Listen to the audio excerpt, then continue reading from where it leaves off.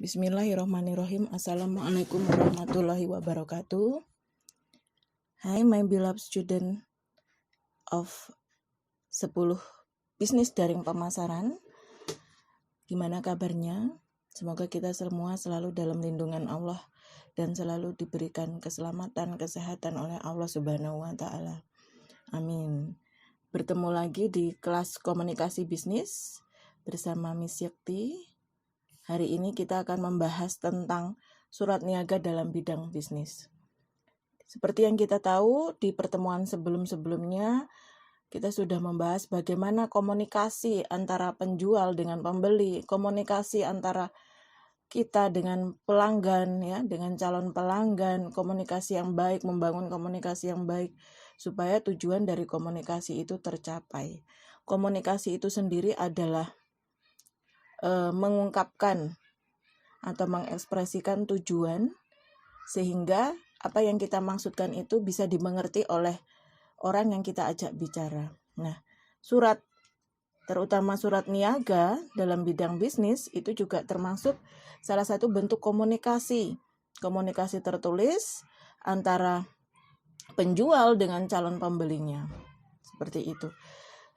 Untuk apa sih surat niaga? Surat niaga itu banyak sekali dipakai untuk kegiatan niaga.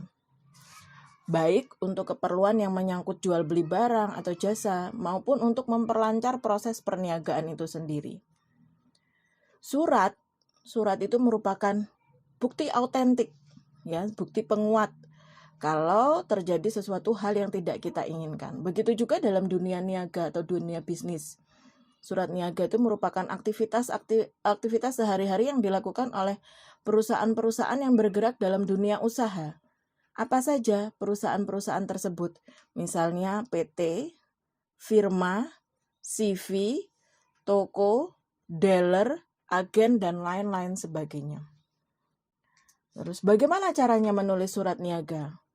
Dalam menulis surat niaga kita bisa menggunakan bentuk resmi atau bentuk ofisial. Bisa juga dalam bentuk blog atau bentuk-bentuk yang lain berbagai modifikasi. Ini tergantung dari bidang usaha tersebut. Kemudian bahasa yang digunakan dalam surat niaga itu seperti apa? Bahasa yang digunakan itu haruslah menggunakan bahasa yang menarik. Sebab apa? Sebab surat niaga itu bisa tujuannya, salah satu tujuannya adalah menarik perhatian masyarakat. Misalnya saja surat perkenalan, surat promosi, ya, atau surat promosi. Dibuat semenarik mungkin bahasanya agar masyarakat itu tertarik untuk membaca, tertarik hal apa yang dikemukakan dalam surat tersebut. Baiklah, kita lanjutkan di sini. Kita lihat. Ini yang saya tampilkan adalah skema dari perjalanan surat niaga itu dari penjual kepada calon pembeli. Bagaimana skemanya? Kita lihat di sini. Pembeli sebelumnya ini mendapatkan surat promosi atau surat perkenalan dari si penjual. Kemudian karena tertarik dengan promosi tadi, dengan surat promosi atau surat perkenalan tadi, maka pembeli mengirimkan surat permintaan penawaran yang ditujukan kepada si penjual. Nah, si penjual tadi menerima surat permintaan penawaran, kemudian penjual memberikan surat penawaran, menawarkan produk-produk yang mereka akan jual kepada si pembeli. Setelah diterima surat penawaran tadi oleh si pembeli, surat pembeli kemudian melakukan pesanan. Ketika melakukan pesanan, pembeli mengirimkan surat pesanan kepada si penjual. Kemudian si penjual menerima surat pesanan tersebut dengan memberitahukan pengiriman barang. Di sini ketika mengirimkan barang-barang yang dipesan tadi, si penjual itu menyertakan surat pemberitahuan pengiriman barang. Kemudian diterima oleh si pembeli barang-barang tersebut. Kalau terjadi klaim atau pengaduan, di sini pembeli boleh mengirimkan surat klaim, surat pengaduan. Ya, paling bawah sendiri ini. Misalnya saja pesanan tersebut tidak sesuai dengan yang mereka pesan. Produk-produk yang mereka terima itu tidak sesuai dengan yang mereka pesan. Kemudian penjual menerima surat pemberitahuan penerimaan barang tadi dengan mengirimkan surat penagihan pembayaran. Ini dilakukan surat penagihan pembayaran ini seandainya sebelumnya sudah terjadi kesepakatan bahwa pembeli itu tidak membayar secara tunai. Nah, seperti itu. Kemudian surat penerimaan pembayaran ini, penagihan pembayaran maksud saya, diterima oleh si pembeli, kemudian pembeli melakukan pembayaran dengan mengirimkan surat pembayaran, kemudian diterima oleh si penjual surat penerimaan pembayaran tersebut. Nah, di sini ya. Kemudian ini tadi surat pengaduan ya. Kalau terjadi klaim di sini setelah barang diterima, terjadi klaim atau pengaduan, barang tersebut tidak sesuai. Nah, si penjual wajib menyelesaikan pengaduan tersebut. Seperti itu. Ini skemanya atau urutan-urutan bagaimana surat niaga itu terjadi di aktivitas kegiatan sehari-hari di perusahaan-perusahaan atau di PT, di CV, atau di tempat usaha yang lainnya. Baiklah, kita akan bahas satu persatu jenis-jenis surat niaga. Ya, lebih detail lagi kita jelaskan di sini. Yang pertama adalah surat perkenalan atau surat promosi penjualan. Surat promosi penjualan atau promosi penjualan itu sendiri adalah suatu cara orang atau badan usaha untuk menarik perhatian khalayak ramai terhadap sesuatu yang sedang dikemukakan. Nah, cara ini diharapkan dapat mempengaruhi minat masyarakat terhadap barang atau jasa yang kita promosikan. Makanya tadi dibuat semenarik mungkin bahasanya. Nah, bentuk-bentuk promosi itu tidak hanya surat ya, bisa surat edaran, iklan, papan nama bisa berupa spanduk, poster, slide, trailer itu kalau kita sedang menonton movie, menonton di bioskop atau menonton di YouTube ya, channel YouTube itu biasanya ada iklan-iklan yang muncul. Nah, itu adalah promosi, bentuk dari promosi. Kemudian bisa berupa pameran. Nah, pameran itu bisa membagi-bagikan kaos, gelas, piring, balon, atau kupon dan voucher. Seperti itu. Kalimat-kalimat promosi penjualan itu harus menarik. Ya, seperti yang saya jelaskan tadi, karena supaya calon pembeli kita itu berminat untuk membeli dan meyakinkan.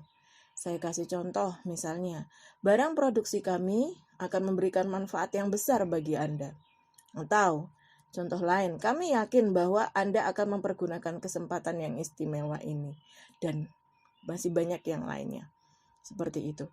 Nah, setelah surat promosi atau surat perkenalan tadi, yang kedua adalah surat permintaan penawaran. Surat permintaan penawaran ini surat yang dikirimkan oleh calon pembeli kepada calon penjual. Maksudnya, meminta keterangan mengenai suatu barang atau jasa yang diinginkan. Keterangan yang ingin diperoleh calon pembeli itu biasanya mengenai daftar harga dan data barang yang diinginkan. Biasanya surat permintaan penawaran ini dikirimkan calon pembeli itu ke beberapa penjual, ke beberapa perusahaan. Tujuannya untuk apa? Untuk menentukan harga yang paling menguntungkan, harga yang paling murah, barang yang berkualitas, dan lain sebagainya. Seperti itu. Surat permintaan penawaran itu hendaknya disusun lengkap dan jelas, supaya penjual tidak ragu-ragu mengenai informasi yang diinginkan oleh calon pembeli. Ya. Kemudian surat penawaran. Kalau surat permintaan penawaran tadi sudah dikirimkan kepada si penjual, nah penjual ini mengirimkan surat penawaran. Surat penawaran adalah surat yang dikirimkan oleh calon penjual kepada calon pembeli. Isinya menawarkan barang atau jasa. Karena sebelumnya ada permintaan dari calon pembeli. Akan tetapi dapat juga kita sebagai perusahaan itu mengambil inisiatif dari si penjual. Ya. Biasanya dikirimkan untuk menawarkan barang-barang baru, produk baru, atau pelanggan yang sudah lama tidak memesan kepada kita. Seperti itu. Kemudian surat pesanan. Nomor 4, surat pesanan. Surat pesanan berdasarkan promosi penjualan baik berupa iklan, surat edaran dari penjual ya, surat penawaran dari penjual, maka calon pembeli dapat membuat surat pesanan kalau menyetujui apa yang ditawarkan tadi. Seperti itu.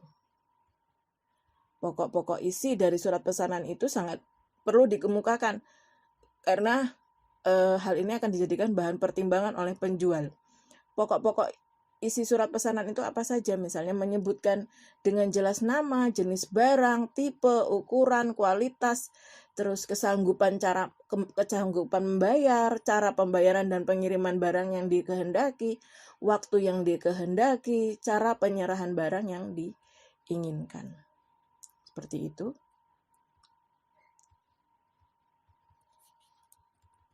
Kemudian setelah surat pesanan itu sampai kepada si penjual, maka penjual di sini mengirimkan surat pengiriman barang, ya, surat pengiriman barang atau pemberitahuan pengiriman barang bahwa barang tersebut sudah dikirimkan bersamaan dengan produk itu yang diterima oleh si pembeli. Nah, kalau terjadi komplain, yang berikutnya adalah surat pengaduan atau surat klaim. Surat pengaduan itu dikirim oleh pembeli kepada penjual karena adanya ketidaksesuaian dengan barang yang mereka terima. Ketidaksesuaian tersebut bisa berupa barangnya rusak, kualitas dan jumlah barang tidak sesuai dengan yang kita pesan. Itu boleh kita melakukan atau mengirimkan surat pengaduan. Berarti surat pengaduan itu dari pembeli kepada si penjual. Kemudian surat pengaduan diterima oleh si penjual. Si penjual mengirimkan jawaban dari pengaduan tersebut dengan memberikan solusi, dengan memberikan membalas surat tersebut dengan menjawab sesegera mungkin, ya. Apa yang diinginkan atau apa yang diadukan oleh si pembeli tersebut dengan mengirimkan surat penagihan. Nah, yang berikutnya adalah surat penagihan. Tadi sudah dikatakan di surat pesanan bahwa si pembeli itu sudah melampirkan atau sudah menyebutkan bagaimana cara mereka membayar transaksi jual beli.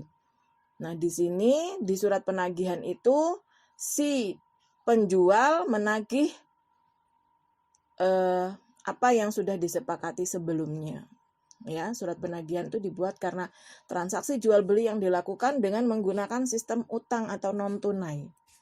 Nah, setelah itu surat penagihan pembayaran sudah disampaikan kepada si pembeli, maka si pembeli mengirimkan surat pengiriman pembayaran.